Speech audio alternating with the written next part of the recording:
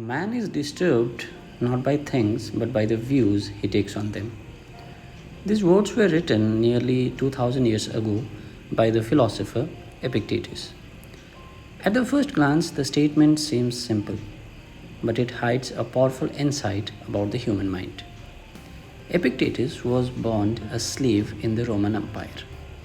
He had almost no control over the external conditions of his life. Yet, he later became one of the most influential teachers of philosophy. He belonged to the school of philosophy called Stoicism. Stoicism began in ancient Greece and around 300 BC and teaches a simple but profound idea. We should focus our energy only on what we can control and accept calmly what we cannot.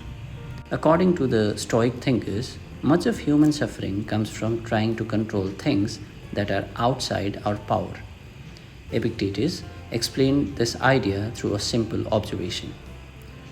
Imagine two people receiving the same amount of criticism. One person becomes angry and upset for days. The other listens calmly and moves on. The event is the same, but the reaction is completely different. This led Epictetus to a powerful conclusion.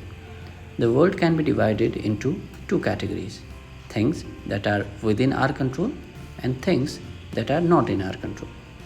Our thoughts, choices, and action belong to the first category, that is, within our control. But reputation, luck, and the behavior of the other people belong to the second category. The problem is that we often spend most of our energy worrying about the second category. Epictetus believed that real freedom begins when we understand this boundary. Instead of trying to control the uncontrollable, we should focus on shaping our character and responses. His teachings were later written down in a small handbook called Enchiridion, which became one of the most famous texts of Stoic philosophy. Even today, modern psychology echoes a similar idea.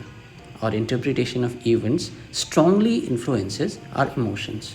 In other words, Stoics were exploring ideas about the human mind long before the modern psychology existed.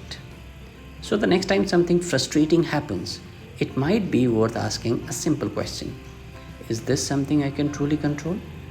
Or is it simply my reaction that needs to change? Sometimes the greatest freedom we have is not the power to control the world, but the power to control on how we respond to it.